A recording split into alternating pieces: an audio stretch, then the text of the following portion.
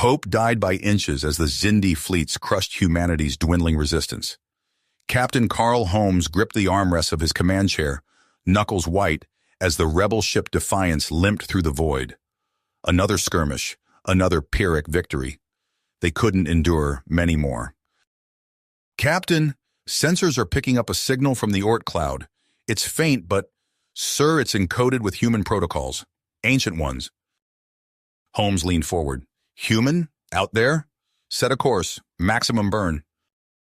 The Defiance knifed through space, chasing a ghost of a transmission. They found the source tethered to a massive derelict, frosted with ice, and bearing the inscription, Prometheus. A whirl of disbelief and desperation churned in Holmes's gut as he led the boarding party into the Prometheus's cavernous hold. Hundreds of cryopods lined the walls like macabre coffins. One pod drew his eye, its status light still flashing. Holmes wiped away the rime to reveal a name. Admiral Ashton Vance. Impossible. A relic from the past, from a time before the Xindi's onslaught. Holmes made the call. The pod cracked open with a hiss, expelling a waft of mist.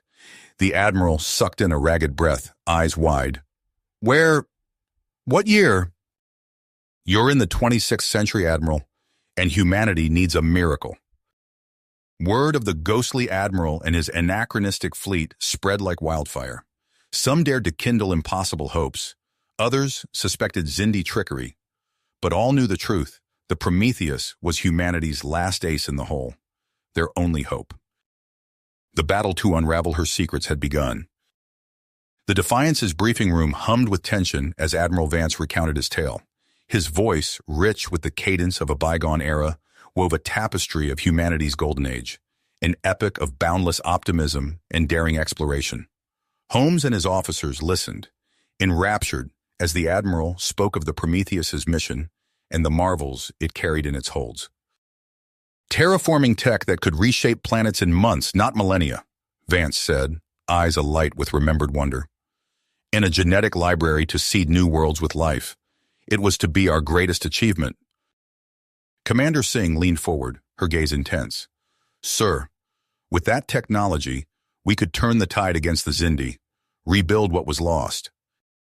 Vance's expression darkened. "And at what cost, Commander? We set out to create, not destroy, to uplift, not subjugate."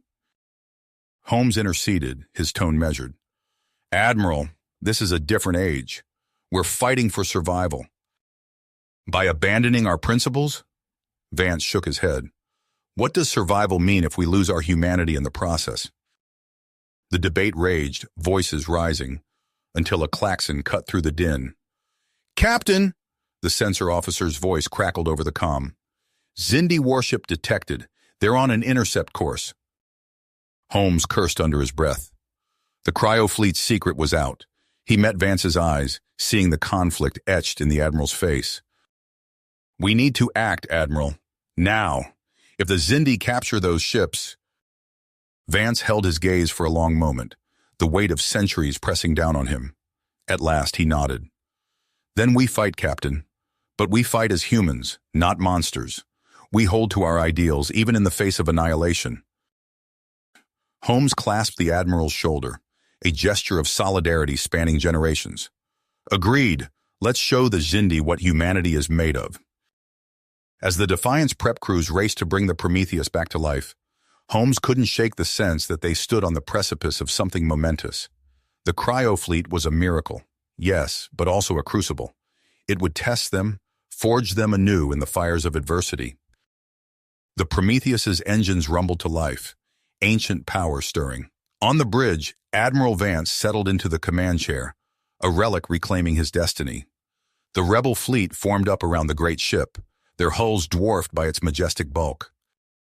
"All ships, prepare for warp jump," Vance commanded, his voice steady. "We have a war to win." The fleet leaped forward, hurtling into the unknown, chasing a fragile hope amidst the stars. In that moment, the battle for the future truly began. The Xindi warship loomed on the interface, a predatory silhouette against the starscape. Captain Holmes's face hardened as he weighed their options. They couldn't outrun the enemy vessel, not with the Prometheus in tow. but perhaps they could outfight it. "Singh, what's the status of our weapons?" Holmes asked, his voice steady. The tactical officer shook her head. "Phasers at 30%, torpedoes down to a dozen. We're in no shape for a sustained fight, Captain." Holmes nodded grimly. They needed to buy time, to give Vance and his team a chance to unravel the Prometheus's secrets. An idea took shape, born of desperation and audacity. "Then we changed the rules of engagement, plot a course directly for the Zindi ship, full impulse." Singh's eyes widened. "Sir?" "You heard me. We're going to rattle their cage, give them a close-up look at the Defiance's teeth. And while we have their attention, the Prometheus makes a run for it." On the Prometheus's bridge, Vance worked feverishly at a console, his fingers dancing over the unfamiliar controls. The ship's systems were ancient, but the underlying principles were sound. It was like stepping into the cockpit of a vintage aircraft. Different, but not entirely alien. "Admiral, I think I've found something," Alara Soren called out from across the bridge. The young engineer's face was lit by the glow of her display. "Fragments of a transmission, heavily degraded, but I'm picking up references to Epsilon Eridani and Tau Ceti." Vance's heart raced. Those were the destinations of the Prometheus's sister ships, the vessels that carried the hopes and dreams of a bygone age. If they had reached their targets, if the terraforming process had begun. A violent shudder ripped through the Prometheus, throwing Vance and Soren to the deck. Klaxons blared as the ship's dormant systems sparked to life. On the monitor, the Defiance danced a deadly ballet with the Zindi warship, phasers lashing out in searing bursts. The smaller rebel ship was faster, more maneuverable, but it couldn't absorb the punishment the Zindi vessel dished out. "Come on, Carl," Vance whispered, willing the Defiance to hold on just a little longer. The Prometheus's engines thrummed with growing power, ancient circuits surging with newfound purpose. Vance's fingers flew over the controls, coaxing the great ship back to life. "Admiral, I've got helm control," Soren shouted over the din.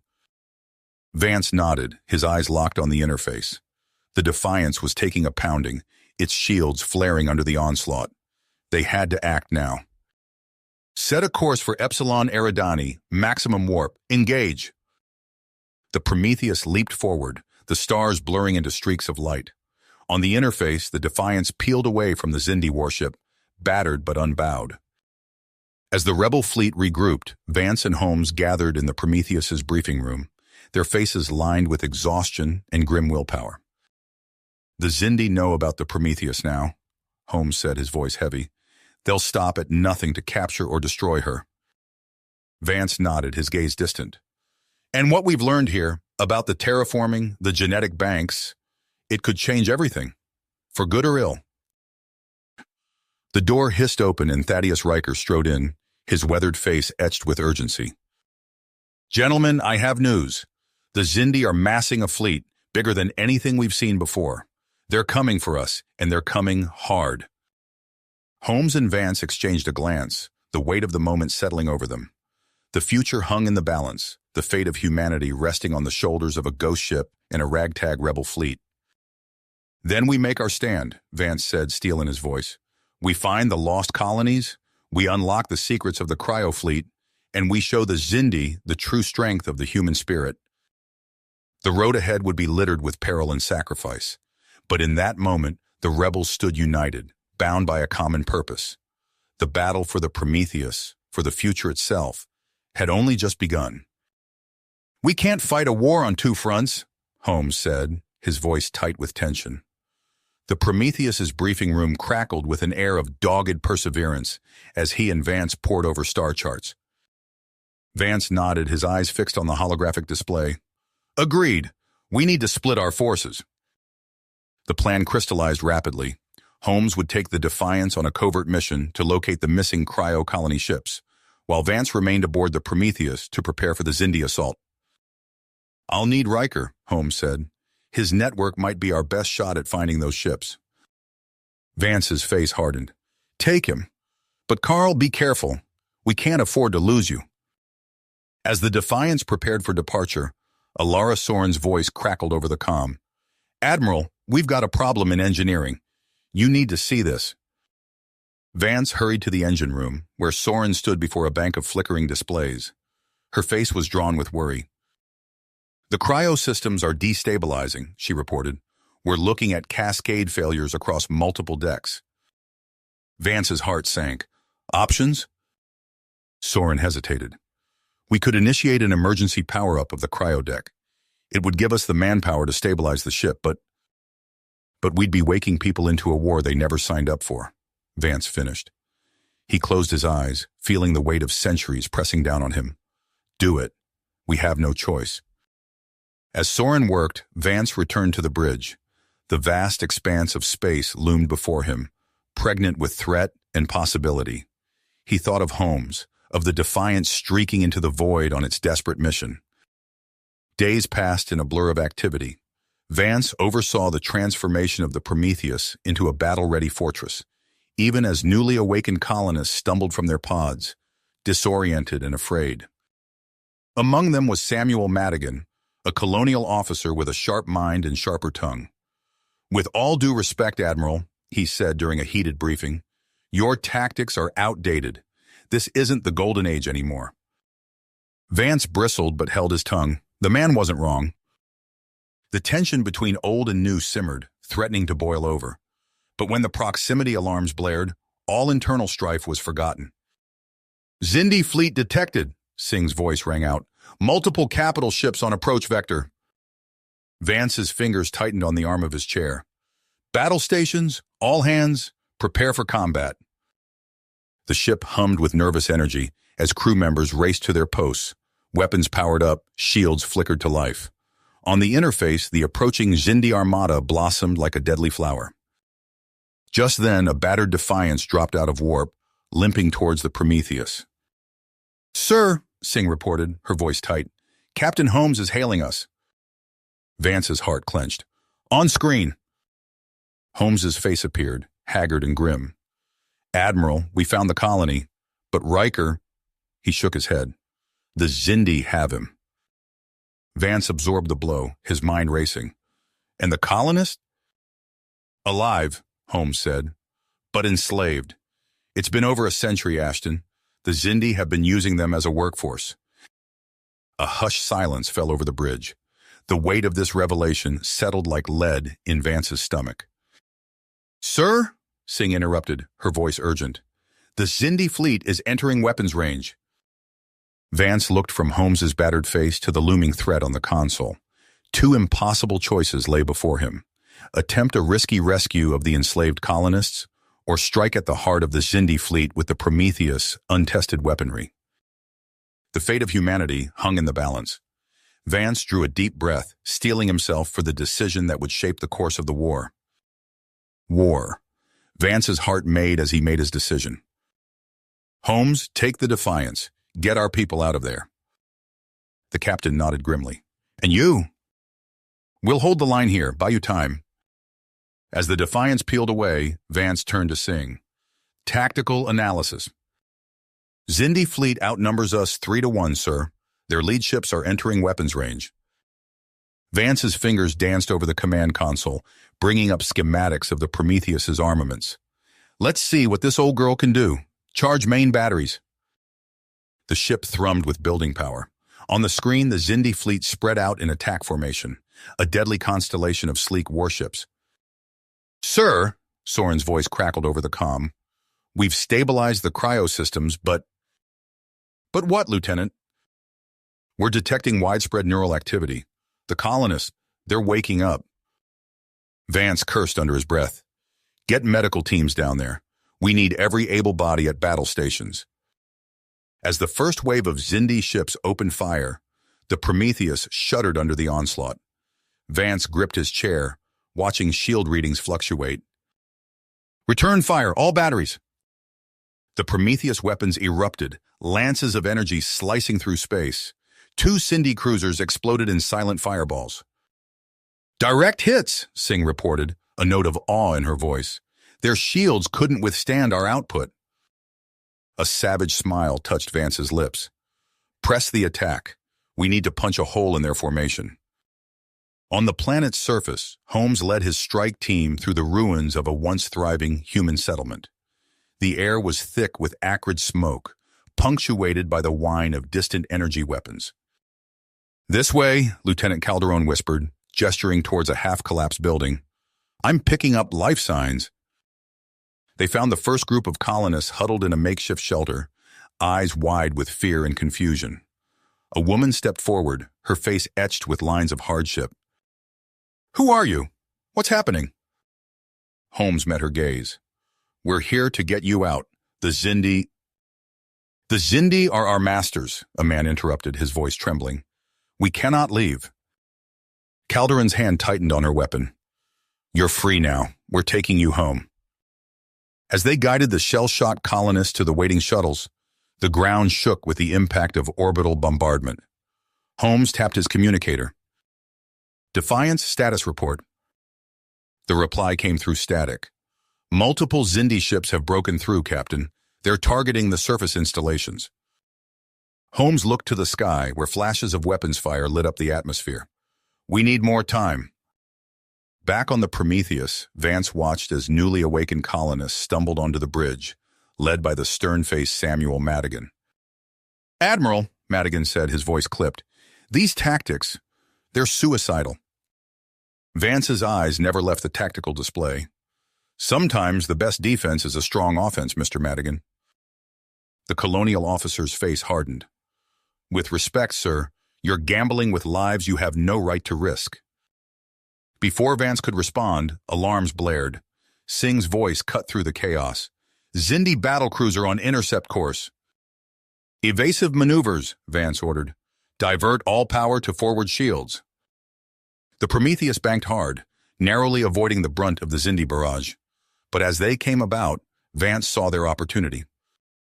"There's our opening. All weapons, fire!"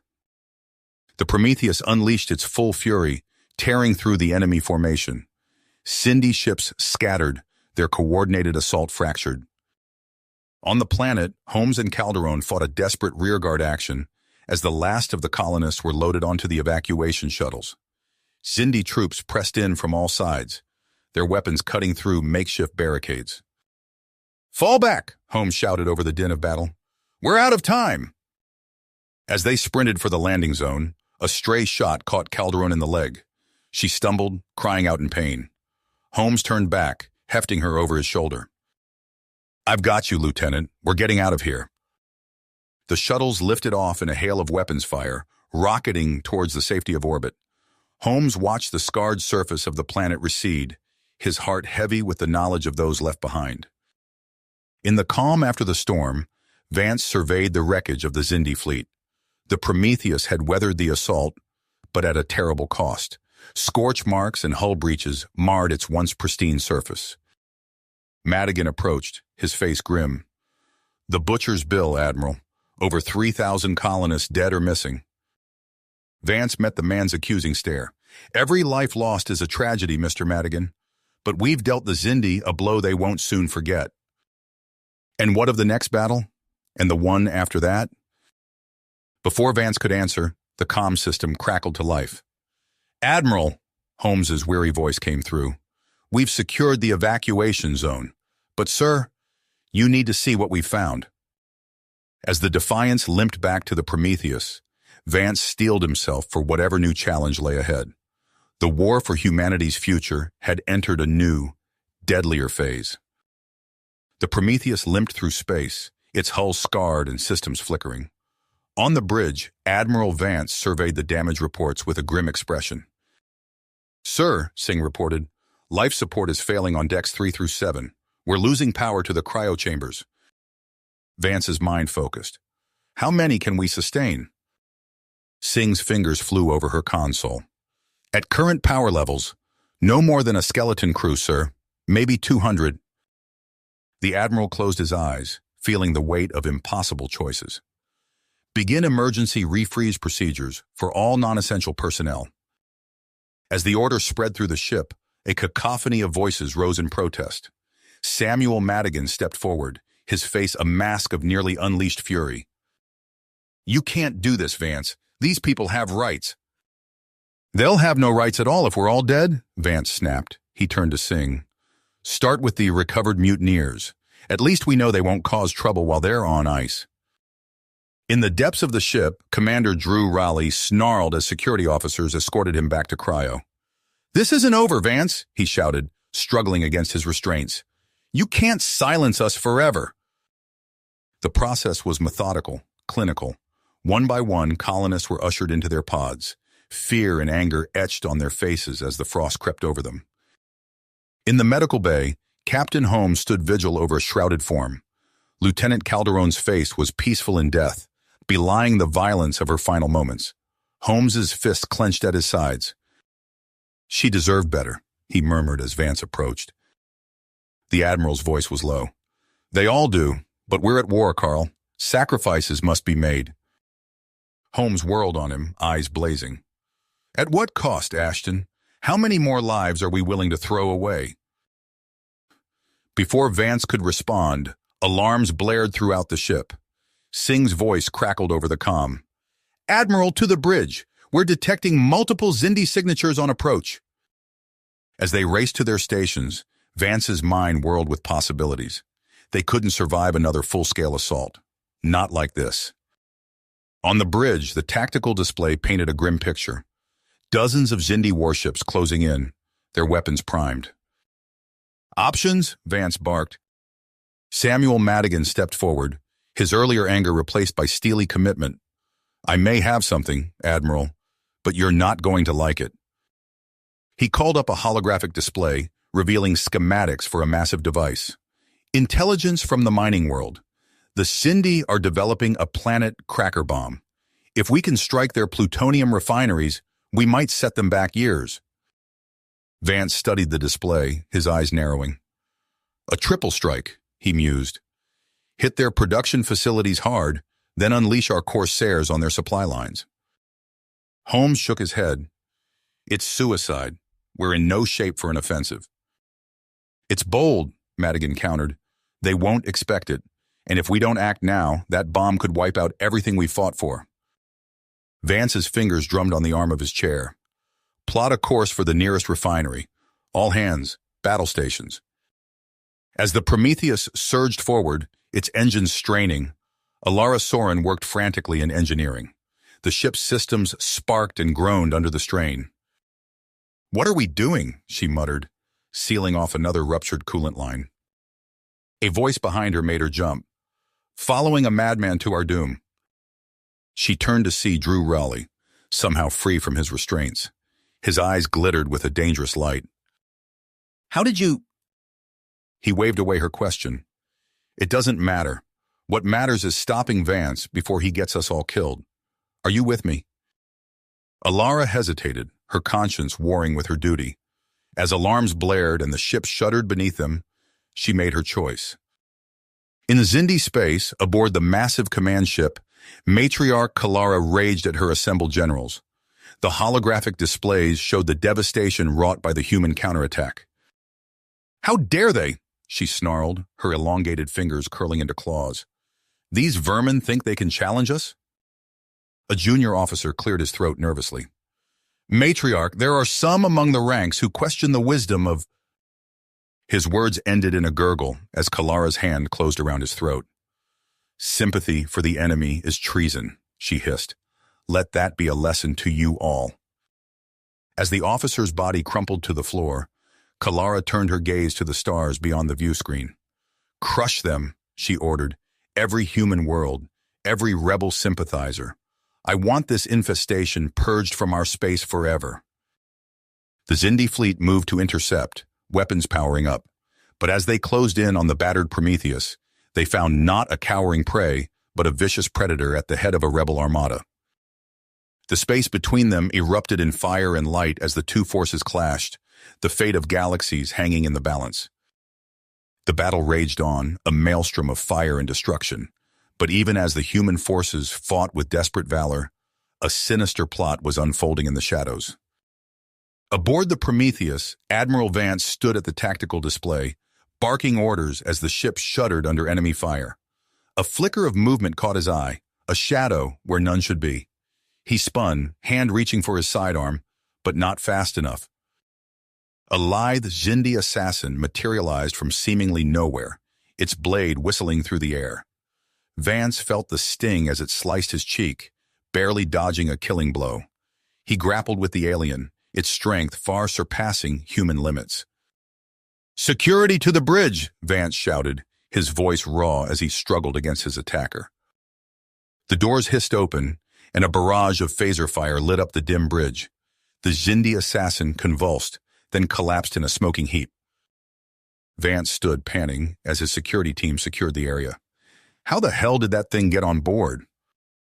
Before anyone could answer, a priority comm chirped. "Admiral," came the grim voice of his XO, "we've lost contact with Captain Holmes's outpost." Vance's blood ran cold. "Let's get me a direct line, now!" But it was too late. Hours later, the reports filtered in. Holmes was dead, along with most of his command staff. The Xindi kill squad had struck true, if not on their primary target. In the wake of the attacks, Vance gathered his remaining officers. The mood was somber, the weight of loss heavy in the air. "We can't win this war of attrition," Vance said, his voice low but firm. "We need to change tactics." He laid out his plan, a full tactical retreat, pulling back from newly liberated colonies to regroup and strike at a hidden target. Samuel Madigan's face twisted in outrage. "You can't be serious. We'll be abandoning thousands to the Xindi." "It's a calculated risk," Vance countered, "one that could turn the tide of this war." As the arguments raged, Vance made his way to the cryo chambers.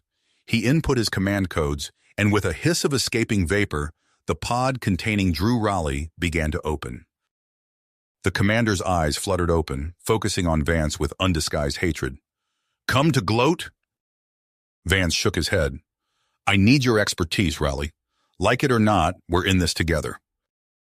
But even as Vance explained his audacious plan, he failed to see the glint of treachery in Raleigh's eyes. In engineering, Alara Soren worked feverishly, her hands trembling as she followed Raleigh's instructions to sabotage key systems. The trap was sprung as the human fleet prepared to jump to the mysterious coordinates Vance had uncovered. Alarms blared throughout the Prometheus as engines failed and weapons went offline. "What's happening?" Vance demanded, gripping his command chair as the ship lurched. Raleigh's cold laugh rang out over the comm system. "Justice, Admiral, for all those you've sacrificed in your endless crusade." The Xindi struck like sharks scenting blood. Ship after ship fell to their superior numbers and firepower. The Prometheus, once the pride of the fleet, drifted helplessly as boarding parties swarmed its halls. In the chaos, Samuel Madigan rallied a group of loyal officers and Marines. They fought their way to the bridge, where Raleigh and his mutineers had Vance at gunpoint. "It's over, Drew," Madigan growled, leveling his weapon at the traitor. What followed was a desperate struggle for control of the ship. Blood slicked the deck plates as human fought human, the Xindi advance momentarily forgotten in the frenzy of betrayal and retribution. When the smoke cleared, Madigan stood victorious, but the cost was steep. Bodies littered the bridge, and the ship's systems were in tatters. "Status report," he croaked, collapsing into the command chair. "Sir," a junior officer replied, her voice trembling, "we're dead in space. Xindi vessels are closing in from all vectors." Madigan's mind raced. There was only one option left, one final, daring plan. "Plot a course for the coordinates Admiral Vance specified," he ordered. "Prepare for emergency warp jump." "But sir, in our condition—" "Do it," Madigan roared, "and broadcast a distress beacon on all rebel frequencies. If we're going down, we're taking the Xindi with us." The Prometheus groaned and shuddered as its damaged warp drive engaged. In a flash of searing light, it vanished from the battlefield, leaving behind a coded signal that rippled through subspace. As the battered ship hurtled through the void, its crew clinging to life support systems, a miracle unfolded. The scattered human fleet, drawn by Madigan's beacon, began to converge on the mysterious coordinates. And there in the depths of uncharted space, something ancient stirred. Titanic shapes, long dormant, began to pulse with renewed energy. The Ark eternal, a colossus of legend, awakened from its slumber. The war for humanity's future had entered a new phase, with the fate of galaxies hanging in the balance. The Prometheus emerged from its desperate warp jump, systems flickering and alarms blaring. Through the view screen, a colossal shape loomed against the star-speckled void, the Ark Eternal. Madigan leaned forward, his eyes wide. "My God," he breathed, "it's real." As if in answer, the mammoth vessel pulsed with energy. Smaller ships began to separate from its hull, forming a protective screen around the newcomers. "We're being hailed," a junior officer announced. Madigan straightened his uniform. On screen. The face that appeared was weathered, but the eyes burned with an intensity that made Madigan instinctively stand at attention. "This is Admiral Octavius Rhodes of the Ark Eternal. Identify yourselves."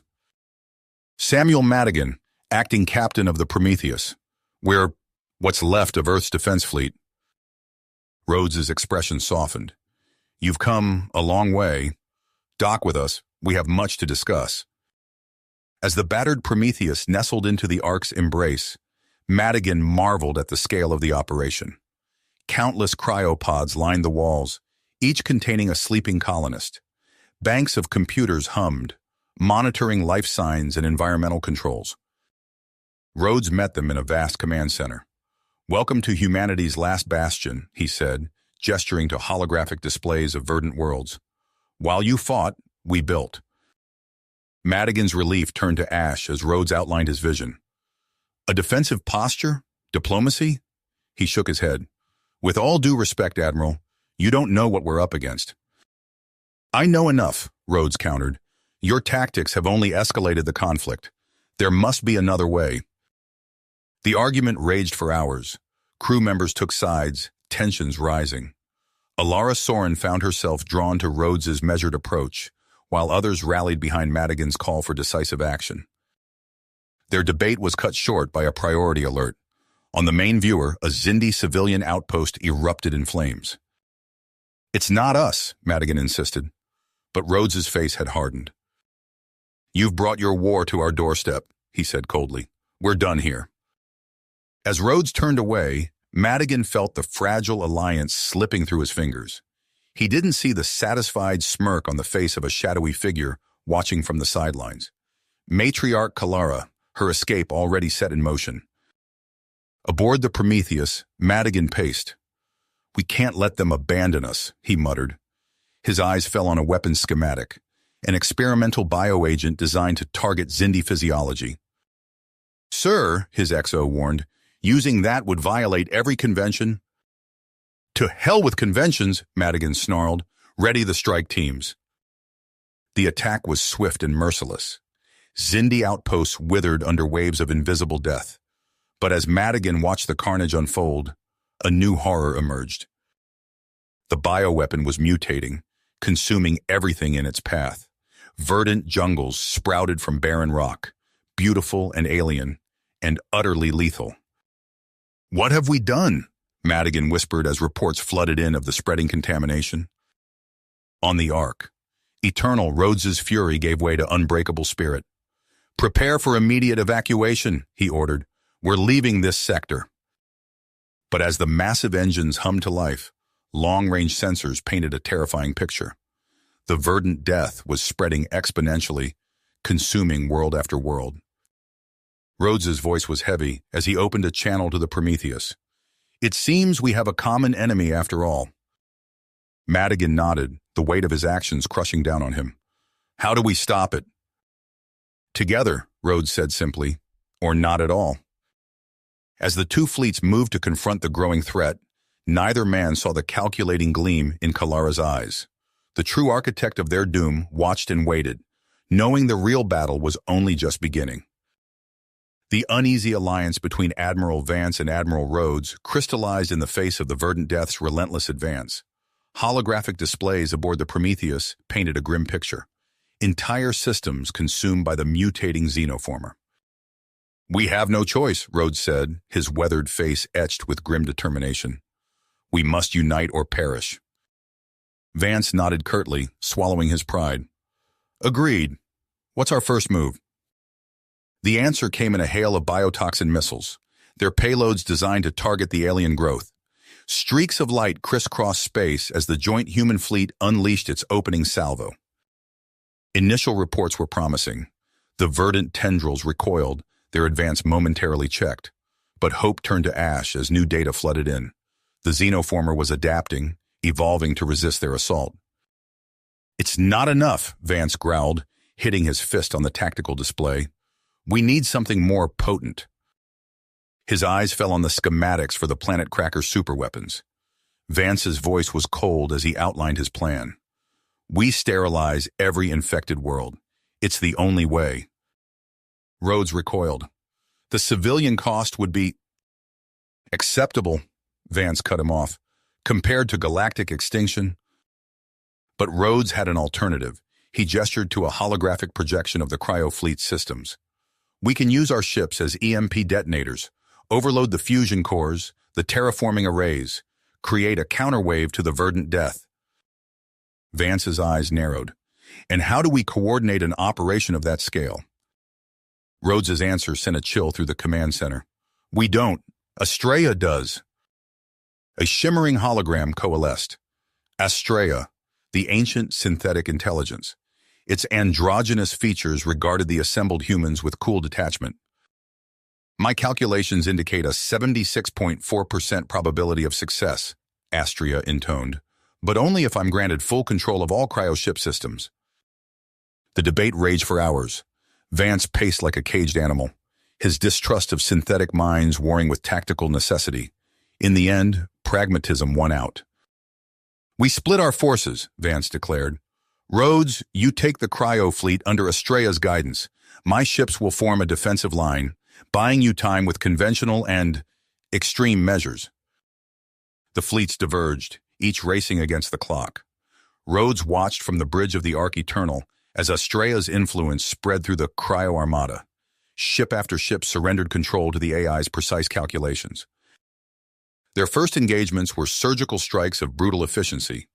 Infected worlds were bathed in targeted electromagnetic pulses, the cryo ships sacrificing themselves to halt the verdant death's march. But victory came at a terrible price. Astrea's cold logic demanded more resources, more ships diverted to create sterile quarantine zones. Entire systems were cut off, condemned to isolation or destruction. Meanwhile, Vance's fleet carved a path of devastation. Planet crackers ignited world after world, leaving only lifeless husks in their wake. The Admiral's face grew haggard as reports of civilian casualties mounted. Samuel Madigan stood on the bridge of the Prometheus, watching another colony world shatter under their assault. "Admiral," he said, his voice hoarse, "this isn't war anymore. It's genocide." Vance didn't meet his eyes.